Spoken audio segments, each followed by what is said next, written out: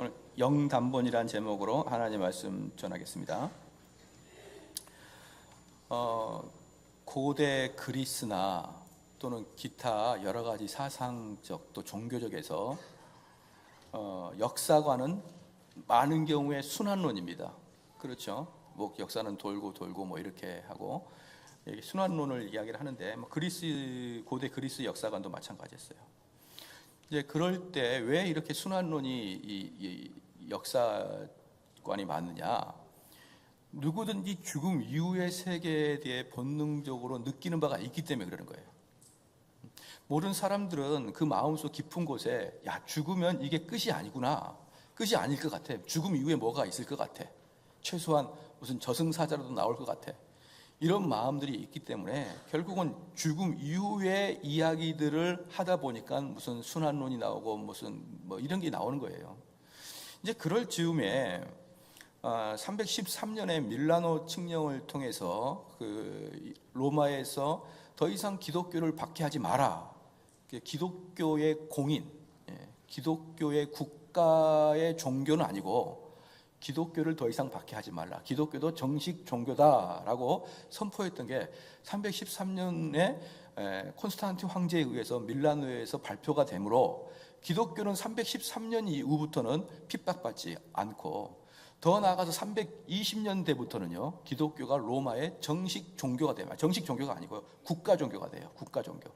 313년부터는 정식 종교고 320년도 중반부터는 정식 종교 자꾸 왜 이럽니까? 국가 종교로 바뀌게 됩니다. 그러므로 320년 이후부터는요 기독교를 가는 것이 권력을 장악하는 지름길이 되는 거예요. 그 전에는 기독교가 핍박의 대상이고 기독교를 가는 것은 죽음의 장소였다 그러면, 이제는 330년경부터는 교회를 다니는 게 이제 고위공직자로 올라갈 수 있는 첩경이 된 것이죠. 그렇기 때문에 이제 기독교는 330년대부터 급격하게 발전합니다. 신학이 급격하게 발전하면서 동시에 윤리적으로 타락하기도 합니다. 그러나 여러분 잘 알아야 될 게 뭐냐면, 초대교회가 좋다고 하지만 초대교회의 교부들의 글들은 대부분 이상해요. 왜냐 그러면 죽음을 지천에 두고 성경을 봤기 때문에 성경이 제대로 연구가 됐겠습니까? 313년 밀라노 칙령 이후부터 나타나는 교부들에 의해서 탁월한 신학이 발전되는 거예요. 그렇기 때문에 좀 연구를 많이 한 사람은 잘 살아야 된다, 저는 그런 주장을 합니다. 생계가 지척에 달려가지고는 절대로 좋은 연구가 나오기가 힘들어요. 먹고 살고 살만할 때, 이때 진짜 이제 정서적인 문제의 공부가 시작이 되는 것이죠. 생계를 눈앞에 두고는 사실은 그렇게 깊은 사상이 발전되지 않습니다. 그런데 바로 그때 어거스틴이라는 놀라운 사람이 나타나죠. 어거스틴이라는 사람이 나타났는데, 어거스틴은 이미 로마에서 기독교가 상당히 권세를 부릴 때 어거스틴이 사역을 했었습니다. 그때 로마는 상당히 도덕적 타락했고 윤리적 타락했으므로 이방인들이 계속 로마를 침공하다가 결국은 로마 본토까지 이방인들이 침공하게 들어오고, 로마가 이방인들에 의해서 계속 공격을 당하는 겁니다. 계속. 그리고 이제 결국은 무너져요, 이방인들에 대해서. 게르만들에 의해서. 그때 당시는 근데 로마인들이 봤을 때 걔네들은 예수도 믿지 않냐고, 문화도 없고 아주 무식하고 오직 있는 것이라고 힘밖에 없는데, 어떻게 쟤네들이 이렇게 하나님의 도시인 로마를 멸망시킬 수 있을까? 하나님이 우리를 보호하는데 어떻게 저는 이방인, 예수도 모르는 이방인들에 의해서 로마가 멸망당할 것인가? 라고 고민할 때 이 고민에 대한 해답을 어거스틴이 쓴 게 바로 하나님의 도성이라는 책이에요. 하나님의 도성 또는 신국론, 이렇게 이야기합니다. 그럼 신국론에 무엇이 쓰여져 있느냐, 이 이야기는 제가 할 것은 아닌 것 같고요. 다음에 기회가 되면은 제가 여러분들에게 신국론을 어떤 교수님을 초청해서 신국론 강의를 해드릴 거예요. 한 2달 동안 매주마다 해가지고. 그래야 신국론이 뭔지를 알지 뭐 한두 번 해가지고 되는 것은 아닌 것 같고 말입니다. 그럼 제가 지금 말씀드리고 싶은 건 뭐냐 그러면, 그 신국론에서 기독교의 역사관인 직선적인 역사관이 최초로 등장합니다. 직선적 역사관. 그러니까 기독교의 역사관은 이렇게 돌고 도는 게 아니라 처음에 시작해서 끝까지 쭉 그냥 간다는 거예요. 그것이 성경에 나와 있는데 그것을 구체적인 책으로 정식으로 발표한 것이 바로 신국론이라 이 말입니다. 그래서 그 이후부터 기독교의 역사가는 이렇게 일직선, 단회적인 사건으로 발생을 하는 것이죠. 그래서 우리 기독교는 우리 개인도 마찬가지입니다. 우리 개인의 역사도 일직선이에요. 돌고 도는 게 아니란 말입니다. 그런데 많은 사람들이 기독교적 가치관을 가지고 있음에도 불구하고 계속 일직선의 신앙의 고백을 하지 못하게 있습니다. 예컨대 어떤 경우냐 그러면요, 이 어거스틴이 그런 얘기를 합니다. 우리에게 주어진 시간은 현재지 과거나 미래는 우리에게 주어진 시간이 아니라는 것이죠. 그래서 이미 과거는 내 게 아닙니다. 내 게 아니에요. 왜냐하면 내 거라는 것은 내가 컨트롤할 수 있는 게 내 거죠. 근데 과거는 내 게 아닌데 많은 사람들은 과거를 먹고 살고 있어요. 지금도.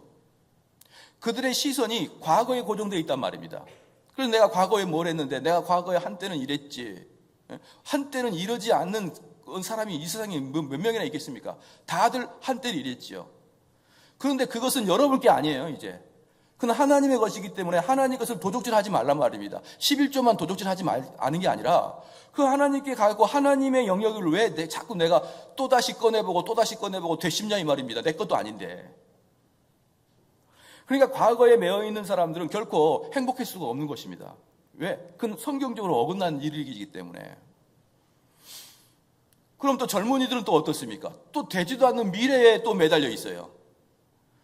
내가 미래에 뭐가 되겠지. 안 돼요. 안 돼. 안 되는데 되는 것처럼 생각하고 미래를 자꾸 생각한단 말입니다. 뭐 애들 그러잖아요. 엄마, 아빠, 내가 커서 되면은 내가 엄마, 아빠 모시고 살게요. 며느리가 노래해요. 엄마, 아빠, 시아버지를 어떻게 데리고 살아? 그래서 자기가 어린 아이가 어머니, 아버지를 사리고 싶은 마음이 간절해도 현실은 그걸 받아들이지 않는단 말입니다. 또 엄마, 아빠, 내가 돈 많이 벌어서 호강해 줄게. 못 벌어요, 돈을. 미래가 되면 못 본단 말입니다. 알바나 해야 되죠, 뭐. 근데 어떻게 호강을 시켜주겠습니까? 그래서 사랑하는 성도 여러분, 미래도 여러분 게 아니에요. 미래 내가 어떻게 하겠습니다. 안 된단 말입니다. 그건 절대로 되는 일이 아니에요. 그 왜? 그게 내 게 아니기 때문에. 그런데 어른들은 자기 게 아닌 과거를 돌아보면서 살고 있고, 젊은이들은 자기 것도 아닌 미래에 그냥 꿈만 꾸고 살고 있는 거예요. 어거스틴 말하기를 너에게 주어진 것은 지금 현재단 말입니다. 현재 공부하란 말입니다. 현재 열심히 신앙생활하고, 현재 열심히 말씀 읽고 기도하고 나가서 공부하고 사업하고, 현재 열심히 하고, 현재 가정에서 열심히 사랑하고, 현재 가족끼리 사랑하고, 현재 서로 형제들끼리 사랑하고, 현재만이 너에게 주어진 거라는 거예요. 요 개념이 없는 사람들은 기독교의 역사를 직선적으로 본다고 말하지만 사실은 동양정거처럼 돌고 도는 거로 보는 겁니다. 그래서 꼭 그걸 빼버리는 거예요. 하나님이 나에게 준 그 현재만 빼고 과거로 갔다가 미래로 갔다가 과거 갔다가 미래로 갔다가 왔다 갔다 하고 만다는 것입니다. 사랑하는 성도 여러분, 우리는 실제로 많은 성경에는 이론이 많이 나오거든요. 근데 그 이론을 말할 때는 그래, 내가 그 말은 잘 알고 있지. 그래, 기독교 역사가는 창조가 있고 마지막에 멸망이 있다라는 걸 알고 있지. 근데 그게 여러분의 현실에서 직선적인 역사관으로 살아가냐 이 말입니다. 우리 직선적으로 역사관 살아가는 사람들은 아주 현재에 최선을 다해야 되는 것입니다. 목사님, 제가 지금 신앙이 별로 없는데 장차라고 말하지 말란 말입니다. 지금의 신앙이 여러분이 신앙이에요. 만약에 지금 목사님 내가 지금 바쁘니까 내가 내후년부터 좀 덜 바쁘면 열심히 하겠습니다. 아니에요. 지금 바쁠 때 여러분의 그 모습이 여러분의 신앙이란 말입니다. 여러분의 영적인 수준 지금의 모습이에요. 목사님, 제가 고등부 때는 여러분의 것이 아니라 이 말입니다. 고등부 때는 제가 얼마나 수련회 가가지고 매번 그 교회 가가지고 내가 헌신했는데요. 내가 고등부 때는 일주일 내내 교회 가서 살았습니다. 그건 그냥 재밌어서 간 거죠. 무슨 말씀 때문에 갔을 것 같습니까? 목사님, 제가 대학 때는 어떻게 했고, 그런 것이 여러분의 신앙 형태가 아니에요. 지금 어떠냐 이 말입니다. 여러분, 지금 정말 신앙생활을 하나님께 뜨겁게 하고 있냐 이 말이에요. 그러지 않으면 감히 내 신앙이 어쨌다 말을 하지 마십시오. 그저 하나님께 나와서 울기만 하십시오. 하나님, 이 못난 죄인 왜 이렇게 신앙생활이 정말 뜨뜻미지근합니까? 이 죄인이 저를 불쌍히 여겨 주십시오. 교회에서 아무 이야기도 하지 마시고, 여러분의 권리도 이야기하지 마시고, 잘못됐다고 지적도 하지 마시고, 오직 여러분의 영혼이 왜 이 모양입니까? 하나님, 나 좀 살려주십시오 라고 기도하는 것 외에 우리 성도들이 교회에서 입을 열 게 없습니다. 교회가 어쨌느니 저쨌느니, 누가 어쨌느니 저쨌느니, 그런 거 전혀 신경 쓰지 마시고 내 영혼 하나만, 지금 내 현실에, 현재 나의 신앙의 상태가 여러분의 영적 상태에 답니다. 그거 가지고 하나님께 회개하고 눈물 짓고 그러면서 살아가십시오. 그게 바로 단회적인 역사가 아닙니다. 그런데 어쨌든 어거스틴이 이렇게 이제 이야기를 하면서 아주 대표적인 어거스틴이 그 단회적인 역사관을 헤쳐나갈 때, 풀어나갈 때 그 구절이 바로 오늘 히브리서 9장 23절 말씀부터예요. 그러므로 하늘에 있는 것들의 모형은 이런 것들로서 정결케 할 필요가 있었으나 하늘에 있는 그것들은 이런 것들보다 더 좋은 제물로 할지니라. 여러분들이 지금까지 히브리서 쭉 배웠기 때문에 이게 무슨 말씀인지 알 겁니다. 24절에 그리스도께서 참 것의 그림자인 손으로 만든 성소에 들어가지 아니하시고 오직 참 하늘에 들어가사 이제 우리를 위하여 하나님 앞에 나타내시고 대제사장이 해마다 다른 것의 피로써 성소에 들어가는 것 같이 자주 자기를 드리려고 아니하실지니. 이게 무슨 말입니까? 예수님이 오시기 이전에 과거에는 대제사장에 의해서 되풀이 되면서 그 피로, 양과 염소와 황소의 피로 우리의 죄를 하나님께 용서를 구했다 그러면 왜 그들을 통해서 했느냐? 일단 제물도 온전하지 않고, 그 다음에 제물을 바치는 그 제사장도 온전하지 않고, 그 다음에 성소인 장소도 온전하지 않단 말입니다. 이 모든 것들은 그때 제물이나 소나 양이나 염소나 제사장이나 대제사장이나 그 다음에 성막이나 성소는 모든 것들이 오실 예수님의 예표였다 이 말이에요. 오실 예수님의 예표고 그림자였기 때문에 이 모든 것들이 정확하지 않고 완성적이지 않았기 때문에 이들은 어쩔 수 없이 되풀이하면서 죄를 용서할 수밖에 없었다. 그러나 이제 우리 예수님께서는 완벽한 제물이시고 완벽한 대제사장이고, 그리고 더 중요한 게 뭐냐면 이 성막을 대표하는 곳인, 이 성막을 예표하는 곳인 하나님의 성소에 이제 올라가셨다 이 말이에요. 이제 올라가셨다. 그러니까 이분은 완벽한 제물이기 때문에 더 이상 되풀이해서 우리의 죄를 용서할 필요 없이 영단번에 그분이 돌아가신 말미암아 모든 게 해결되었다라고 말하는 게 25절까지의 말씀인 것입니다. 그러면 26절에 그렇게 이제 이 말씀의 결론을 맺으면서 이 말씀을 하시는 거예요. 26절에 그리하면 이 세상을 창조할 때부터 자주 고난을 받아야 할 것이로되 이제 자기를 단번에 제사로 드려 죄를 없게 하시려고 세상 끝에 나타나셨느니라. 이제 이렇게 말씀하신 겁니다. 그러면 사랑하는 성도 여러분, 지금 히브리 저자가 뭐라고 했냐면 구약에서 예표했던 모든 것은 예수님이 다 이루셨기 때문에 이제 그 역사는 되풀이하지 않는다 이 말이에요. 할렐루야. 그럼 믿으시길 주로 축원합니다. 되풀이하지 아니하신다. 그러면 바로 이제 요 부분에서 우리 성도들이 또 요 부분은 아는데 신앙생활에 현실적으로 또 드러나면 또 몰라요. 예를 들어 보겠습니다. 우리 예수님이 이 땅에 오신 거, 동정년 만에 탄생하신 거 한 번입니다. 단회적이에요. 우리 예수님이 다시 오시지 않습니다. 그 다음에 우리 예수님께서 이 땅에 고난당하신 삶, 고난당한 삶은 뭐냐면 육신을 입고 사는 삶을 고난당한 삶이라고 표현하는 거예요.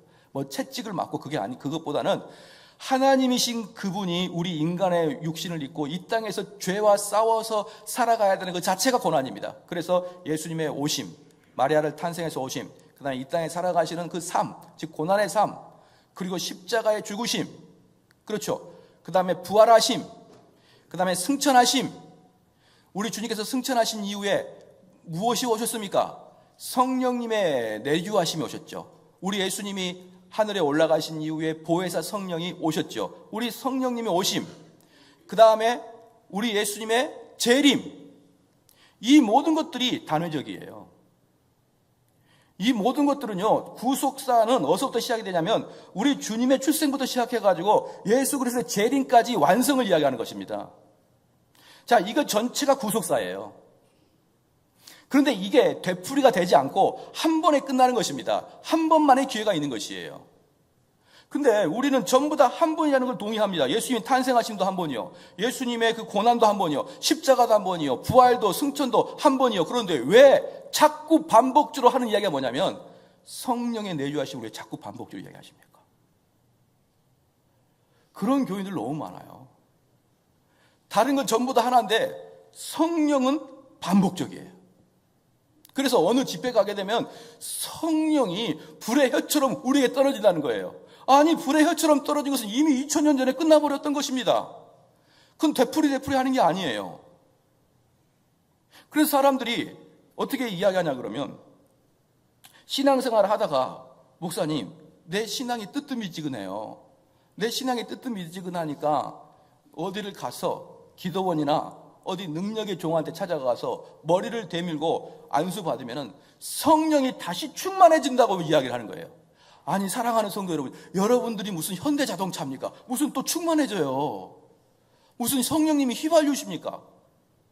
그래서 자꾸 이런 식으로 하는 거예요. 방전됐다가 올라갔다가, 방전됐다가 올라갔다가. 아니, 성령님이 무슨 자꾸 왔다 갔다 하시냐 이 말입니다.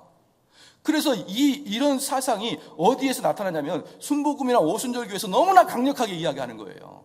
지금 여러분들이 이미 이제 에너지가 떨어졌으니까 우리 다시 한번 에너지 한번 올려봅시다 하면서 어디로 갑니까? 기도원이고 산이고 달려가는 거예요. 그래서 거기서 에너지 충만히 받아가지고 팍 미친 듯이 하는데, 사랑하는 성도 여러분, 그렇게 하지 않는 것이 구속사의 단회적인 사건이라 이 말입니다. 믿으시길 주로 축원합니다. 이걸 믿지 않으면은 자꾸 성령님을 다시 깨워요, 다시. 그런데 왜 우리가 자꾸 믿음이, 이제 쭉 이따가도 설명하겠지만, 믿음이 자꾸 떨어지는 것 같냐 그러면, 믿음이 성장을 안 해서 그러는 거예요. 그럼 믿음의 성장은 무엇으로 하십니까? 시작. 말씀으로 하는 거예요, 말씀으로.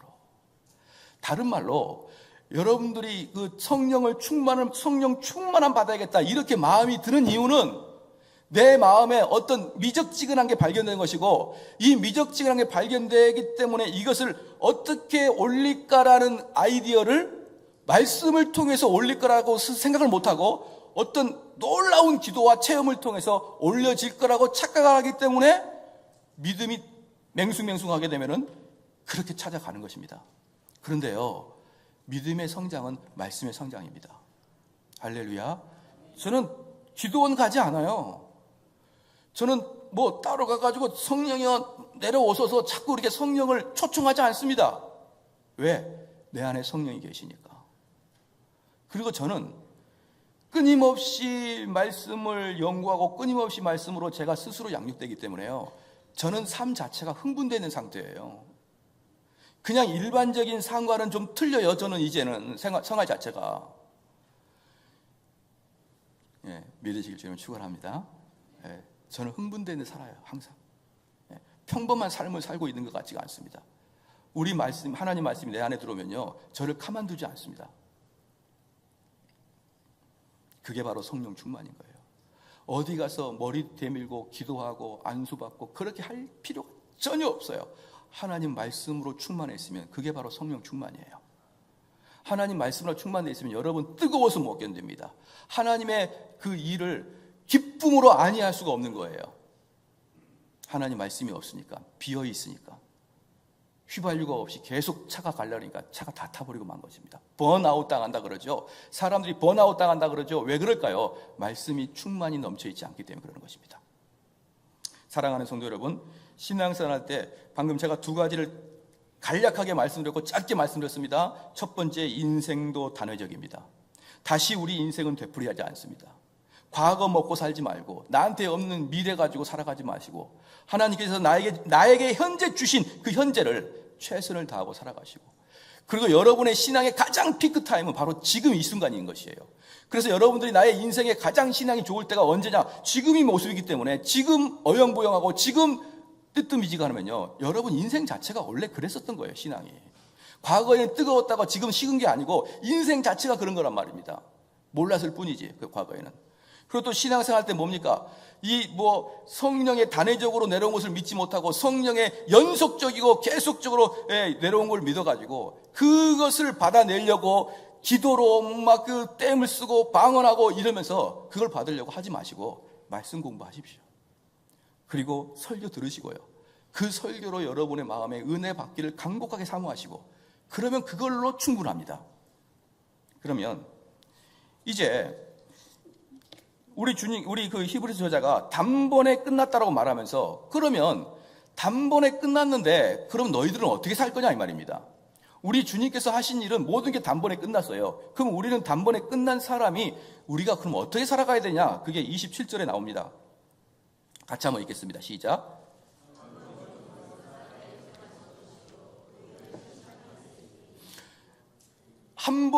인생은 한 번 살다가 끝나는데, 그럼 열심히 살아라 그러면 될 것인데, 갑자기 히브리 저자는 뭐랍니까? 죽음 이후에 심판이 있을 거다 이렇게 이야기하는 거예요. 그러면 26절과 27절 말씀을 연구할 때 여러분은 어떻게 연구가 돼야 되느냐? 이 세상 다시 오지 않는 이 세상을 살아갈 때 내가 심판대 앞에 설 것을 목표로 두고 살아가야 되는구나, 그걸 알아야 됩니다. 내가 이 땅에 살아갈 때 그냥 살아가는 게 아니에요. 우리가 고등학교 3학년들이 그냥 살아가는 게 아니지 않습니까? 시험장에서, 수능이라는 시험장에서 내가 시험 볼 것을 예상하고 고등학교를 살아가듯이, 여러분의 삶은 심판대 앞에서 하나님 존전에서 심판받을 걸 각오하고 그것을 예상하고 이 땅에 살아가라 이 말입니다. 요한복음 8장 24절 말씀에 너희가 만일 내가 그인 줄 믿지 아니하면 너희 죄 가운데 죽으리라. 요한복음 3장 18절 말씀에 그를 믿는 자는 심판을 받지 아니할 것이요 믿지 아니한 자는 하나님의 독생자의 이름을 믿지 아니함으로 벌써 심판을 받았느니라. 사랑하는 성도 여러분, 가끔 성도들을 가만 보면요, 전혀 내세를 고려하지 않고 사는 사람이 너무나 많아요. 너무나. 정말 여러분들 내세가 믿어지나? 아니, 물어보는 것 자체가 제가 좀 미안해요. 다 믿어진다고 이야기를 하겠죠. 그러나 속으로는 안 믿어지는 것이죠. 왜 안 믿어지느냐? 왜 속으로 안 믿어지느냐? 왜 그것이 저에게 들키느냐 자꾸? 내세를 준비하는 게 잘 안 보이거든요.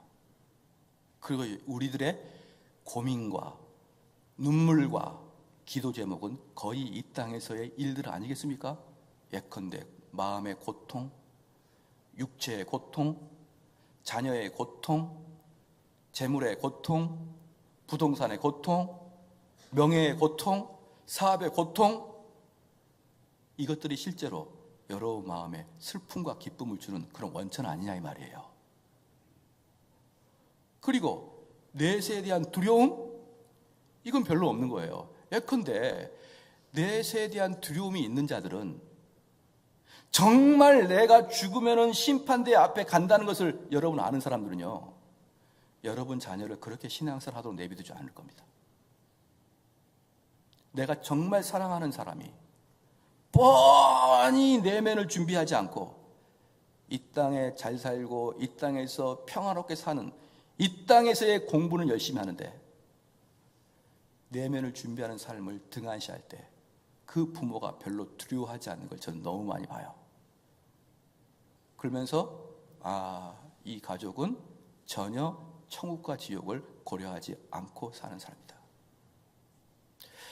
전혀 이 사람들은 죽음 이후에 지옥이 있다는 거 믿지 않고 살아가는 사람이에요. 그냥 교회에서 천국과 지옥이 있다 그러니까 동화책을 읽듯이 그렇게 듣고 있을 뿐이지, 정말 여러분의 자녀가 육체적으로 말이에요, 그 천길 낭떠러지 벼랑 끝을 살금살금 지나간다 그러면 여러분들 부채 붙이면서 길동아 거기 위험하다, 거기 가면 안 된다 그러면서 그렇게 천길 낭떠러지 길동이가 지나가도록 내비두겠습니까?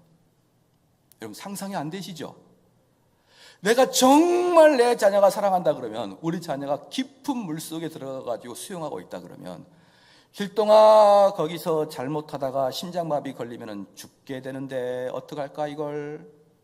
그러나 내 뜻대로 마옵시고 네가 원하면 나와라. 그런 부모가 없는데 어찌 신앙에서만큼은 야 신앙생활 그렇게 하면 안 되는데 너 좀 열심히 기도해야 될 것 같다 그렇게 하고 말죠. 합리적이고 합법적이고 그리고 저를 한번 이해를 한번 시켜보실래요? 아마 진짜 그 자녀가 죽으면 지옥 갈 걸 생각하면 아마 머리끄댕이를 붙잡고도 말씀 들어 그럴걸요 아마. 근데 안 믿어지니까 길동아 그러면 안 된다 이렇게 되는 것입니다. 그런 모습을 이미 보면 그런 모습 속에서 이미 이분들의 내세관이 다 보이는 거예요. 말로 나 천국 가지 좀 믿습니다. 나 천국 가고 싶습니다. 백날 말해보십시오. 우리 주님은 절대로 우리 내면을 보시지 우리 겉을 보고 그런 거 아닙니다. 여기에 27절에 분명히 말씀하셨습니다. 한번 죽은 것은 사람에게 정하신 것이요 그 후에는 심판이 있으리니 우리가 죽자마자 하나님의 심판대 앞에 간다는 것은 명약관화합니다. 명약관화. 너무나 뻔해요. 불을 보듯이. 마태복음 25장 46절 말씀에 그들은 영벌에 들어가리라. 우리 주님께서 말씀하셨어요. 그들은 영벌에 들어가리라. 영벌에 들어가리라. 그러면 이제 우리가 일평생을 살아가는 사람들이 어떻게 그것들을 준비하면서 살아가야 되냐 그 말이에요. 이게 중요한 거 아니겠습니까? 그러면 이 지금 히브리 저자가 말하는 것은 뭐냐면 한 번 왔다 가는 인생인데 이 땅에서 너희가 한 번 살 때 무엇을 준비하고 살아갈 것이냐 이 말입니다. 바로 이 히브리 저자는 심판대 앞에서의 너가 심판받을 것을 예비하고 살아가라 이 말입니다. 할렐루야. 그럼 그게 어떤 신자인가? 어떤 참된 신자인가? 여러분이 이 땅 살아가면서요 자신이 내 안에 성령이 내주하셨고 그리고 내가 천국 가는 백성인 것을 여러분 스스로 증명해내고 살아야 됩니다. 그게 이렇게 말씀을 드릴게요. 이 땅에서 내세를 준비하라. 그것은 너무 많이 들었으니까 이렇게 표현하면 좀 더 구체적으로 보일 거예요. 증명해 보십시오. 여러분이 천국 백성을 증명해 보시라고요.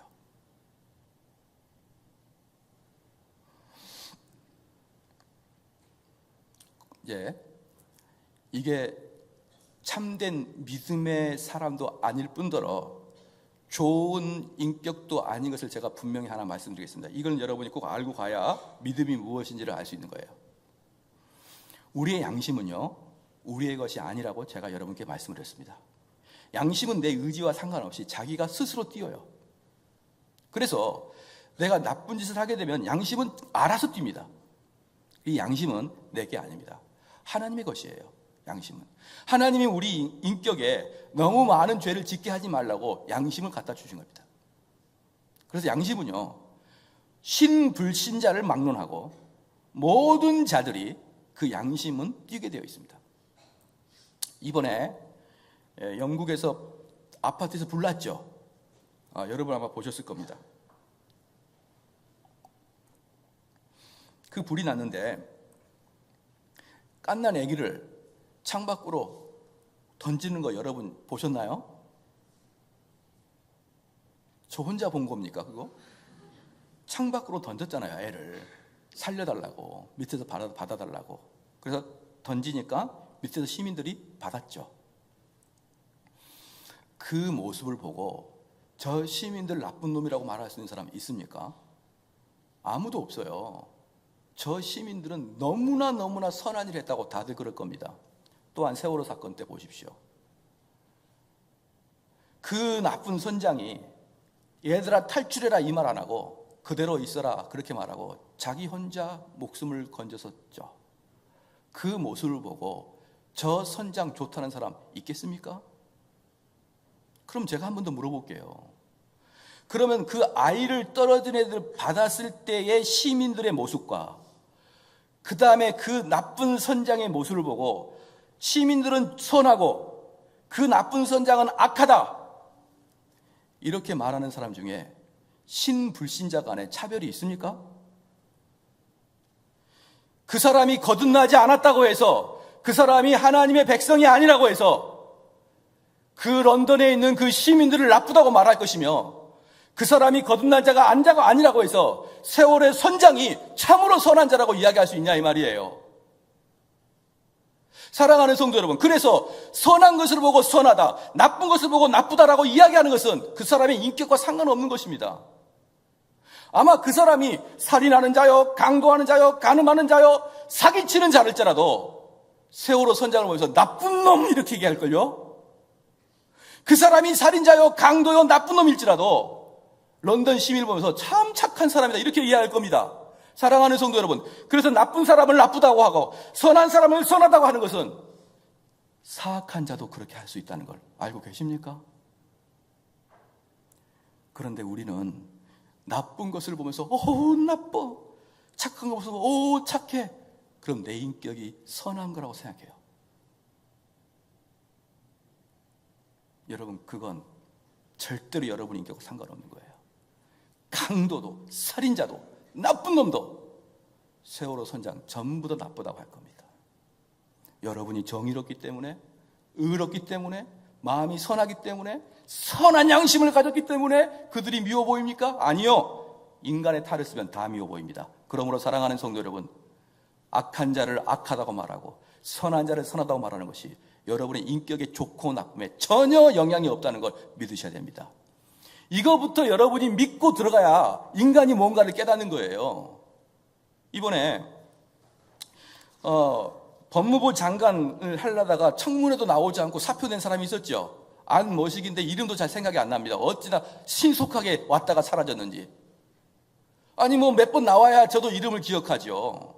이 이름을 기억할 수 없을 만큼 이 번개불에 콩고 먹고 왔다 나갔어요. 근데 그 사람이 1975년 때 도장을 잘 파가지고 자기가 사랑하는 여자를 그냥 자기 아내로 신고해버렸다는 거 아닙니까?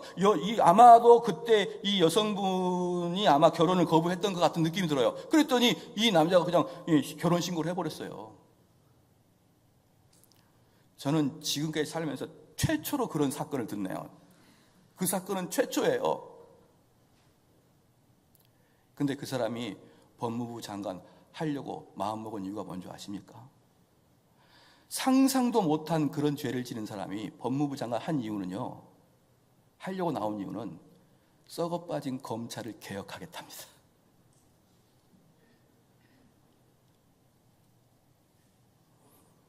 자기는 죄에 물들어가지고 썩어 문드러져도요, 정의의 칼을 휘두를 수 있다는 거 알고 계십니까? 알고 계십니까? 감옥에 가도 마땅한 사람인데 자기는 정의롭게 칼을 휘둘러서 이 썩은 검찰을 내가 개혁하겠다라고 정의의 사도로 나타날 수 있다는 거 알고 계시냐고요. 그렇기 때문에 정의롭다는 것은 아무런 의미도 없는 거예요. 그렇기 때문에 내가 개혁의 칼날을 휘두르겠다라고 말하는 사람은 내 눈에는, 야, 내가 너 한번 뒷조사 해볼까? 너가 과연 검찰을, 너가 과연 이 세상을 개혁할 만큼 그런 인격을 갖고 있는 거 맞아? 사랑하는 성도 여러분, 이게 여러분의 인격이 아닌 것을 일단 깨닫기를 주님 축원합니다. 누구든지 잘못된 사람을 잘못됐다고 말할 수 있고요, 누구든지 착한 사람을 착하다고 말할 수 있는데, 그것은 아무리 사악한 사람도 그렇게 할 수 있다는 것을 염두에 두신다 그러면, 여러분이 이 나라를 보고 와우, 이 나라를 다 바꿔야 되는데 이 나라의 위정자들이 왜 그 모양이냐라고 한탄할 때 여러분의 인격이 그들보다 위에 있다고 생각하지 말란 말입니다. 그러면 그렇게 했다고 해서 하나님의 진노가 우리 마음에 빗겨가는 게 아니라는 것입니다. 그러면 또 조금만 더 가서, 이제 그렇게 일반적인 자연적인 양심도 옳고 그름을 평가하는데 이제 그 사람이 교회를 다닙니다. 그리고 교회를 다니면서 율법, 즉 구약을 배우고 하나님 말씀을 배우기 시작하면서 더욱더 옳고 그름을 더욱더 깊이 하기 시작하는 거예요. 그러니까 우리가 양심으로만 알 수 있던 것이 50이라 그런다 그러면, 여러분이 하나님 말씀을 배우기 시작한다 그러면 양심을 통해서 더 깊은 것을 우리는 알아요. 이것은 잘못되고 이것은 나쁘다. 그렇게 더 깊은 것을 여러분이 안다고 해서 여러분의 인격이 아닌 걸 또 알아야 돼요. 그래서 하나님 말씀 많이 공부한다고 그게 인격이 변화됐다는 건 아니라 이 말입니다.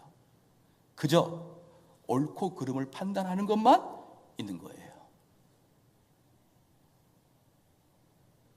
그래서 에베소서 4장 19절 말씀에 저희가 감각 없는 자 되어, 여기서 감각 없는 자는 뭐냐면 죄를 전혀 깨닫지 못한 자가 되었다 말이에요. 저희가 감각 없는 자가 되어 자신을 방탕에 방임하여 모든 더러운 것을 욕심으로 행하되. 그런데 문제는 뭐냐면 왜 이런 일이 발생하냐면은 이게 틀리는지 알아요. 아주 다른 사람이 할 때는 너무너무 잘못됐어요.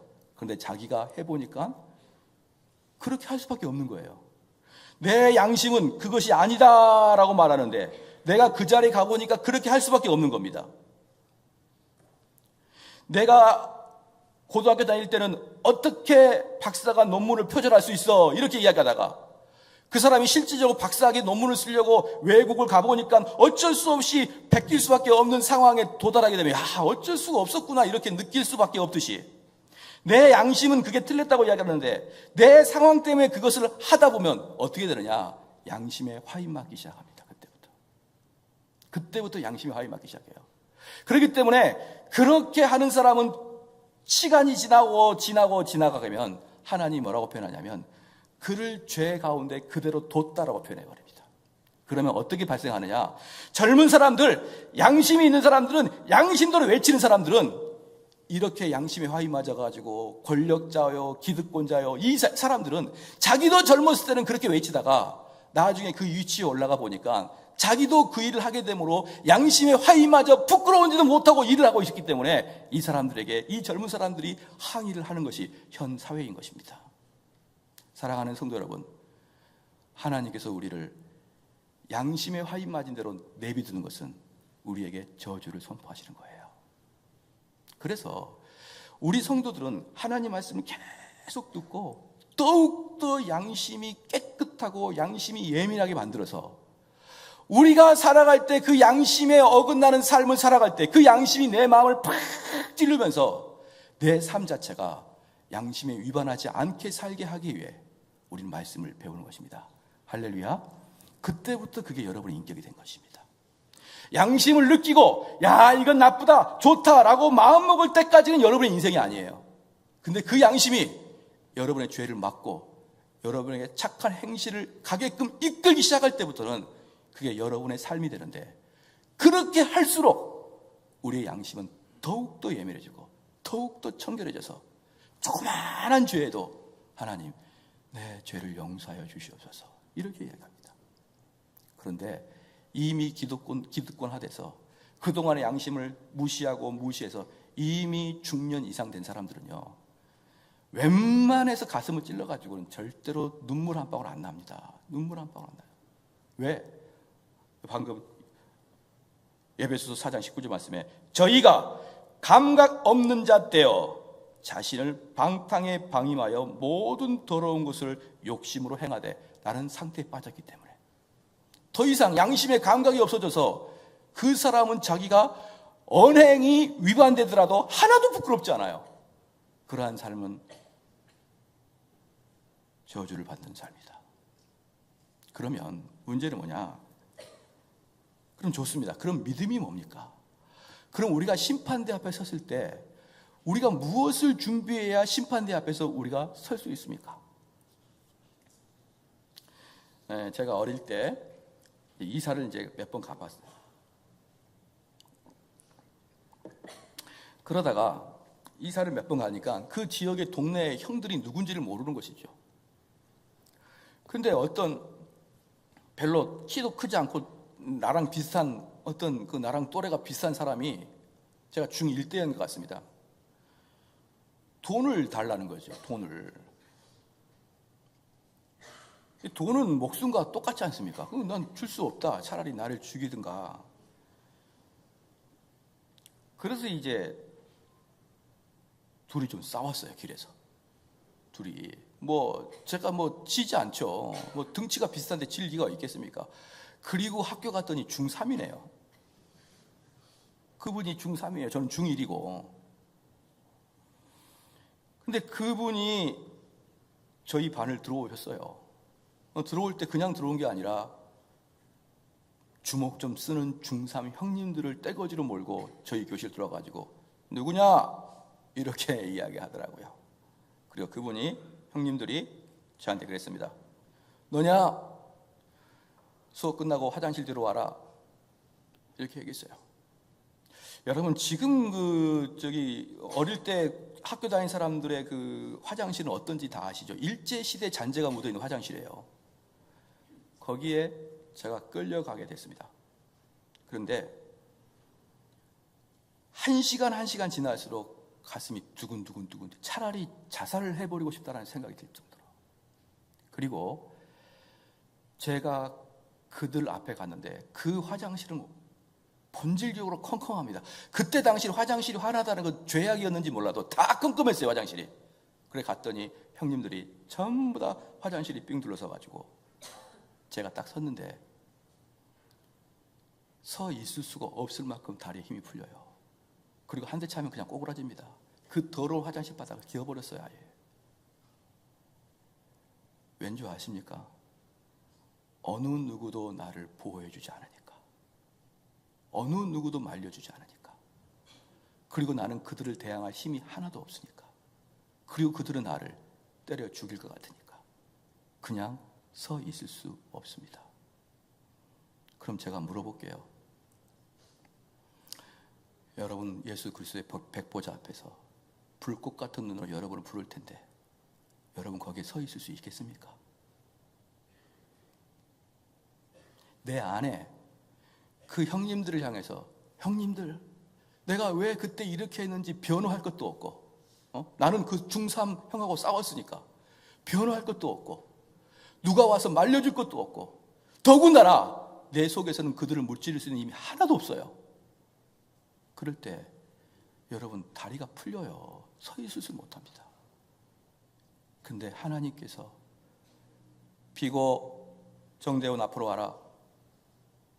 비고 정대훈은 네 안에 내가 왜 너를 받아줘야 되는지 근거를 꺼내라. 그럴 때 우리는 유구무원입니다. 아무 이야기도 할 게 없어요. 다시 말합니다. 내 말 들리느냐? 내가 너를 왜 천국으로 보내야 되는지를 보여라.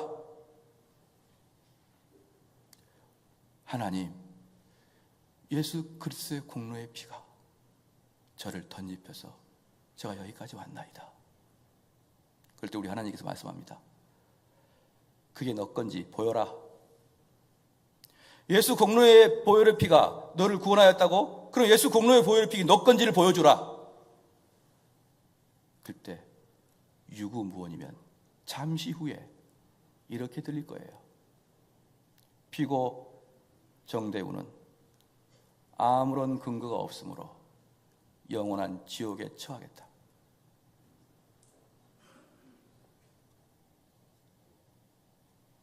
사랑하는 성도 여러분, 이 땅을 살아가는 목적이 무엇입니까? 이 땅을 살아가는 목적은 심판대 앞을 보고 살아가야 되는 거예요. 그러므로 우리는 우리 주님 앞에 섰을 때 내가 보여줄 것을 만들어가서 살아야 돼요. 내가 주님 앞에 하나님, 내가 이게 있나이다 라고 보여줄 걸 가져가야 되는데 그것을 만드는 삶을 살아가야 됩니다.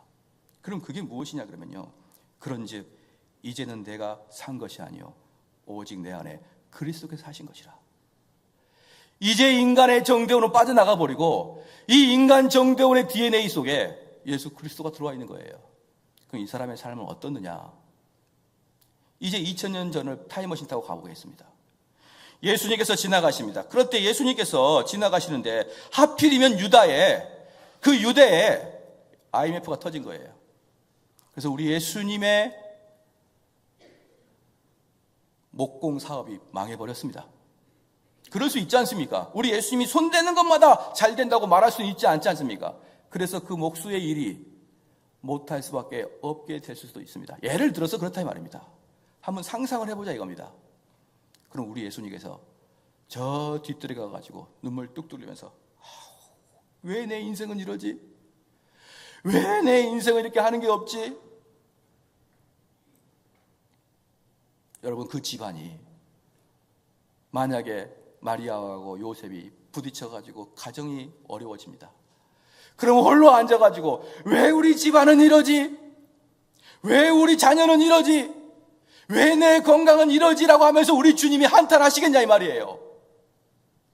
2000년 전에 우리 예수님께서 골방에 앉으셔가지고 왜 내가 하는 일마다 이렇게 사업이 안 되는 거야? 왜 내가 하는 인생이 이렇게 꼬여 있는 거야? 라고 한탄하시겠냐 이 말입니다. 근데 그 예수님이 여러분의 가슴에 들어와 있다면서요. 그 예수님이 우리 마음속에 들어와 있다는데 왜 우리는 인생을 가지고 한탄하냐 이 말입니다. 혹시 안 들어온 거 아니신가요? 우리 예수님이 없으니까 그러는 거죠. 근데 예수님이 있으면요, 예수님이 살아가는 거예요, 내 마음속에. 나는 인간 정대원은, 그래서 뭐라고 합니까? 이제는 새로운 것이 됐다는 거 아닙니까? 이전 것은 지나갔으니 보라 새 것이 되었다. 이게 무슨 말이에요? 이전 정대원은 없고 이제 새 정대원이 있다는 거예요. 새 정대원이. 그 새 정대원은 성령이 내주하시는 새 정대원입니다. 그래서 그날에는 이사야서에 예언하는 것처럼 독사굴에 어린이가 손 넣어도 독사가 물지 않는 새로운 완전히 DNA가 바뀌어버린 것입니다. 여러분의 인생이 좀 더 좋아지고 좀 더 발전한 게 아니라 인간이 바뀌어버린단 말입니다. 그걸 경험해 보셨냐 이 말이에요. 사랑하는 성도 여러분, 이걸 경험해야 됩니다. 사람들은 그렇게 이야기합니다. 목사님, 저는 처음에는 주님을 정말 사랑했는데 지금은 너무 뜨뜻미지근해요. 여러분, 그거 가짜입니다. 가짜예요. 처음부터 주님 사랑한 거 아닙니다. 그건. 왜냐? 주님을 사랑하면요, 근본적으로 신앙에 슬럼프가 없는 겁니다. 왜? 우리 주님께서 한번 또 생각해 봅시다. 2000년 전에 팔레스타인을 걸어가는 우리 주님께서 생각해 보십시다. 우리 주님께서 설교했는데 수많은 사람들이 우리 주님을 반대하는 거예요. 야, 예수야, 네가 뭘 잘났다. 나사렛에서 나는 촌놈이 뭔 소리야. 이렇게 주님한테 항변하자. 우리 주님이 겟세마네 동산 앉아가지고 말해도 못 알아듣고 그냥 내가 뭘 잘못했다고 저 사람들이 나한테 그러냐. 저 귀에 뭘 박았길래 저렇게 못 들어. 왜 사람들이 내 말을 오해하는 거야. 아우, 나 사역 안 할래 라고 우리 주님이 슬럼프에 빠졌겠냐고요. 베드로가, 예수님 왜 그러세요? 난 몰라. 나 구세 주고 뭐고 필요 없어. 이해를 해야지. 사람들이 내 마음을 이해해야지. 나는 이 가라고 얘기했는데 전부 다 나라고 들으니 내가 무슨 사역을 하겠냐 라고 우리 주님이 슬럼프에 빠지겠냐고요. 성령이 없기 때문에 우리 주님과는 아무 관계없는 일들이 벌어지는 겁니다. 우리 주님이 베드로한테, 베드로야, 요한 다 앉아봐라. 내가 목공일 할 때는 진짜 순수했다. 나 그때는 정말 마음이 뜨거워가지고 정말 하나님 일 하고 싶었는데, 야, 내가 지금 번아웃 당했다. 내가 좀 이 사역 모두 내려놓고 좀 쉬어야겠다. 베드로야, 네가 두 번째로 해라. 여러분, 상상할 수가 있습니까? 이러한 일들이 우리 주님께서 이루어질 거라고 상상할 수 있습니까? 근데 그 주님이 성령에 대해서 우리 마음속에 내려와 계신다면서요. 근데 왜 우리에게는 그러한 일들이 비일비재하냐 이 말이에요. 그런즉 이제는 내가 산 것이 아니요 오직 내 안에 그리스도께서 사신 것이라. 사랑하는 성도 여러분, 한때는 믿음이 뜨거웠다가 지금은 냉랭해 식었습니다. 그건 거짓말입니다. 처음부터 믿음이 없었던 것이에요.